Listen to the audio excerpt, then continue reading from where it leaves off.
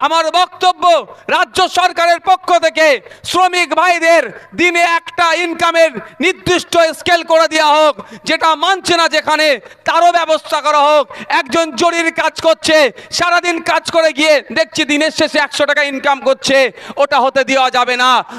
জরি শ্রমিক যারা আছে বা বিভিন্ন অসংগঠিত শ্রেণীর যারা আছেন, তাদেরও একটা মিনিমাম মজুরি সরকারের পক্ষ থেকে ঠিক করা হোক। যে একটা কমিটি তৈরি হোক, যে কমিটির মধ্যে সরকার পক্ষ থাকবে, বিরোধীরাও থাকবে, তাহলে কমিটিটাতে আগামী দিনে যদি সঠিকভাবে আমরা ইমপ্লিমেন্ট করতে পারি, যেমন বিধায়কদের হাতেও টাকা থাকবে, সরকারি কর্মচারীদের হাতেও টাকা থাকবে। আপনার এলাকায় যিনি একজন দর্জি শ্রমিক আছেন, আপনার এলাকায় যিনি একজন লেবার আছেন, দিন আনে দিন খায়, তারও হাতে একটা পরিমাণ টাকা থাকবে। সমাজের প্রত্যেকটা শ্রেণীর মানুষের হাতে টাকা থাকবে, রাজ্যের অর্থনৈতিক অবস্থা সচল হবে। যখন এ কথা বলি তখনই হয় মুসলমানদের দল হয়ে যাচ্ছে, যখনই এ কথা বলি তখনই বিজেপির দালাল হয়ে যাচ্ছি, যখনই এ কথা বলি এই পীরের ঘরের ছেলে কেন পার্টি করবে। আরে পীরের ঘরের ছেলে পার্টি করবে কি করবে না তার উদাহরণ আমি দেওয়ার প্রয়োজন বোধ করি না। পীরের ঘরের সন্তান ছিল বলে আজকে অন্তত বিধানসভায় একথা মুখ্যমন্ত্রীকে স্মরণ করাতে পারলাম। আমাদের বাড়ির যে সন্তানগুলো সরকারি চাকরি করছে, তাদের হকের দিয়েটা বুঝিয়ে দাও। না থাকলে তো বলার কেউ ছিল না। আজকে পীরের বাড়ির সন্তান ছিল বলে আজকে বিধানসভার মধ্যে বলে এসেছি।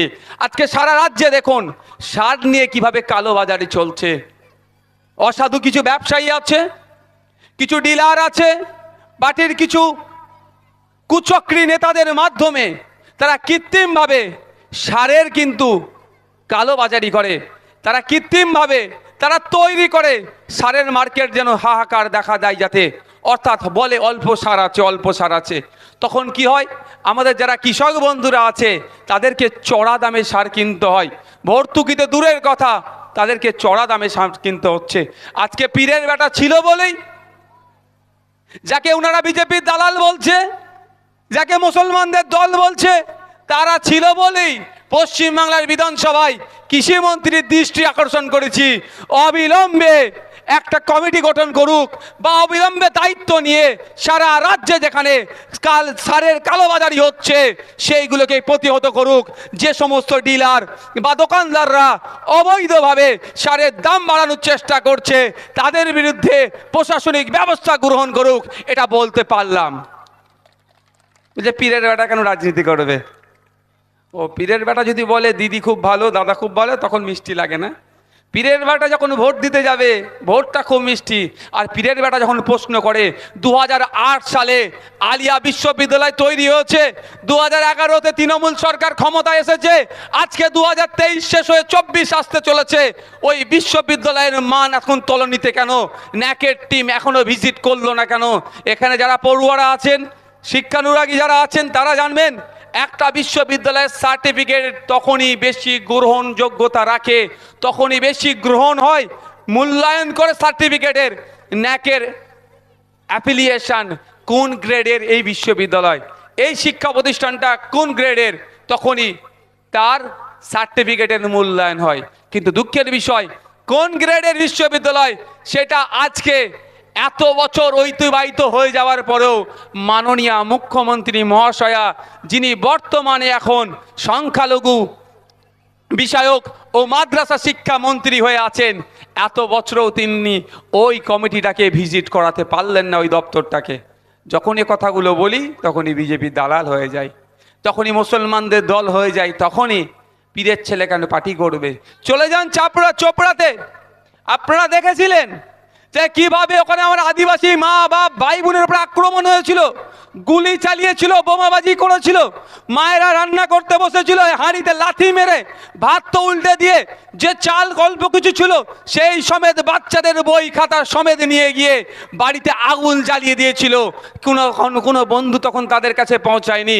এই আইএসএফ এর পক্ষ থেকে আমি সেখানে পৌঁছেছিলাম, মায়েদেরকে আশ্বস্ত করেছিলাম, আইএসএফ এর পক্ষ থেকে সেখানে রন্ধনশালা তৈরি করে রান্না করে তাদেরকে খাইয়ে যতদিন না পর্যন্ত সমাধান হবে তাদের সমস্যা, খাওয়ার দায়িত্ব এই পীর সাহেবদের বাড়ির ছেলে এই আইএসএফ তুলে নিয়েছিল। আজকে এই জন্যই তোদের উপরে রাগ। কেন আনিসের কথা বলবে? কেন শিকারি মুড়ার কথা বলবে? কেন জল জমি জঙ্গলের উদ্ধারের কথা বলবে? কেন ওয়াকফ সম্পত্তি উদ্ধারের কথা বলবে? কেন দেবত্ব সম্পত্তি উদ্ধারের কথা বলবে? জল জমি জঙ্গলের স্বাভাবিক যে অধিকার আদিবাসীদের, কেন 5th শিডিউল 6th শিডিউল বাস্তবায়ন হচ্ছে না? 2006-এর বন সুরক্ষা আইন কেন ঠিকমতো বাস্তবায়ন হচ্ছে না? এ কথা কেন বলবে না? এ কথা বললেই ওনাদের রাগ হয়ে যাচ্ছে। তাহলে কি বলা ছেড়ে দেবো নাকি ভাই? বলা ছেড়ে দেবো?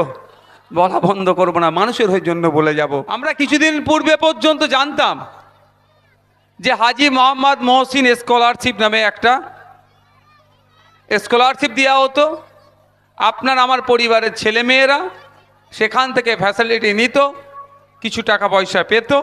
যারা আর্থিকভাবে বঞ্চিত ওই টাকা পয়সা নিয়ে শিক্ষায় যাতে এগিয়ে নিয়ে যায় তার ব্যবস্থা করা হতো। এই তৃণমূলের সরকার আসার কিছুদিন পরেই সে স্কলারশিপকেও বন্ধ করে দিল। ভাবতে অবাক লাগছে, যখন দেখছি গুজরাটে দাঙ্গার কথা স্যার বললেন, তার পরে উত্তরপ্রদেশের কথা মনে পড়ে যাচ্ছে।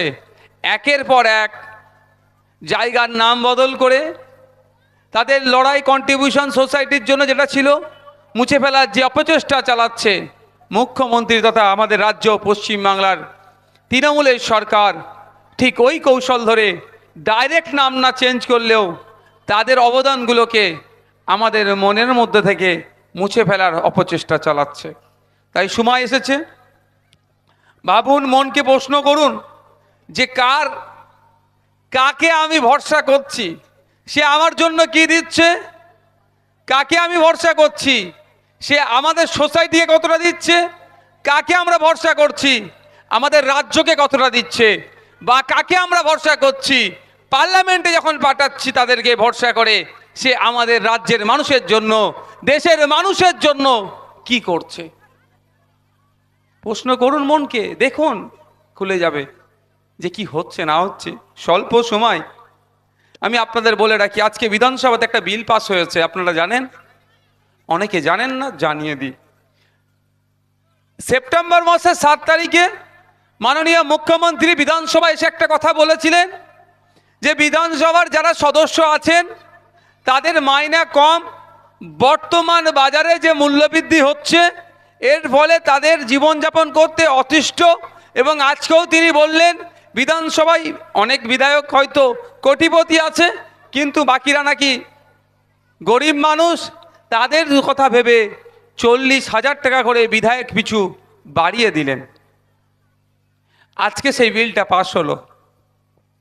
আমার বক্তব্য সেখানে ছিল, আমি বক্তব্যের শুরুতেই বললাম, যেখানে আমরা স্বাস্থ্যের মান উন্নয়নের কথা বলি, শিক্ষার মান উন্নয়নের কথা বলি, টিচার নিয়োগের কথা বলি, হাজী এসটি মল্লিক হসপিটালের পরিষেবা তলানিতে চলে গিয়েছে, উন্নত মানের পরিষেবা প্রদান করা হোক, পর্যাপ্ত পরিমাণে ডক্টর দেওয়া হোক, আপনার নার্স দেওয়া হোক, সাপোর্টিং স্টাফ দেওয়া হোক, সাথে সাথে মেডিকেল ইকুইপমেন্টগুলো ওখানে দেওয়া হোক।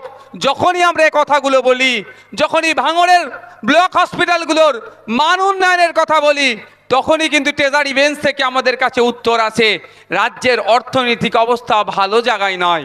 যখনই আমরা সরকারি কর্মচারীদের ডিএর কথা বলি, সিভিক ভাইদের মাত্র 9,300 টাকার মাইনে বাড়ানোর কথা বলি, পার্শ্ব শিক্ষকদের যে মাইনে দিচ্ছে বর্তমান দ্রব্যমূল্যের বৃদ্ধির বাজারে তারা তাদের পরিবারকে নিয়ে তারা স্বচ্ছলভাবে জীবনযাপন করতে পারছে না। যখন পুলিশ বন্ধুদের ডিএর কথা বলি, তখনই কিন্তু উত্তর আসে আমাদের দিকে যে রাজ্যের অর্থনৈতিক অবস্থা ভালো জায়গায় নয়। আর আমরা পক্ষান্তরে কি দেখছি? আমরা বলি রাজনীতির ময়দানে এসেছি, রাষ্ট্রের সেবা করব, রাষ্ট্রবাসীর সেবা করব, কিন্তু দুঃখের বিষয় রাষ্ট্রবাসী আর রাষ্ট্রের সেবা তো দূরের কথা, নিজের সেবা, নিজের পরিবারের সেবা করার জন্য তৎপর আমরা হয়ে যাচ্ছি। তাই আজকে বিধানসভায় বললাম যে এক ধাক্কায় এই যে বেতন বাড়ানো হচ্ছে বিধানসভার সদস্যদের, এটা কতটা যুক্তিসঙ্গত? ঠিকভাবে উত্তর দিতে পারলেন না যারা জবাবি ভাষণে দেওয়ার কথা, উল্টে অন্য বিষয়ে তারা চলে গেলেন। তারপরেও বলবো, আমি একটা প্রস্তাব রেখেছি আজকে বিধানসভায়, যখন এটা নিয়ে ডিবেট হচ্ছিল, যে এই বিষয়টা শুধু নয়, রাজ্য সরকারের উচিত সরকার পক্ষ বিরোধী দলের বিধায়কদের নিয়ে একটা মনিটরিং কমিটি গঠন করা, যেখানে বিধায়কদের বেতন বৃদ্ধি সহ ডিএ নিয়ে যে সমস্যা চলছে, সমকাজে সমবেতন, এবং এই হাওড়া জেলার যারা অসংগঠিত শ্রমিক যারা আছেন, যারা কেউ দর্জির কাজ করেন, কেউ জরির কাজ করেন, কেউ বিভিন্ন সেক্টরে কাজ করেন, তাদের মিনিমাম ওয়েজেস ঠিক করার জন্য একটা কমিটি গঠন করতে হবে।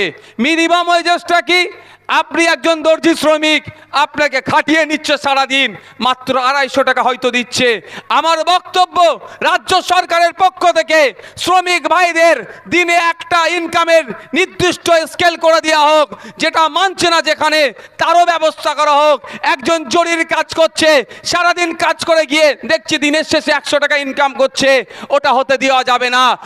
জরি শ্রমিক যারা আছে বা বিভিন্ন অসংগঠিত শ্রেণীর যারা আছেন, তাদেরও একটা মিনিমাম মজুরি সরকারের পক্ষ থেকে ঠিক করা হোক। যে একটা কমিটি তৈরি হোক, যে কমিটির মধ্যে সরকার পক্ষ থাকবে, বিরোধীরাও থাকবে, তাহলে কমিটিটাতে আগামী দিনে যদি সঠিকভাবে আমরা ইমপ্লিমেন্ট করতে পারি, যেমন বিধায়কদের হাতেও টাকা থাকবে, সরকারি কর্মচারীদের হাতেও টাকা থাকবে।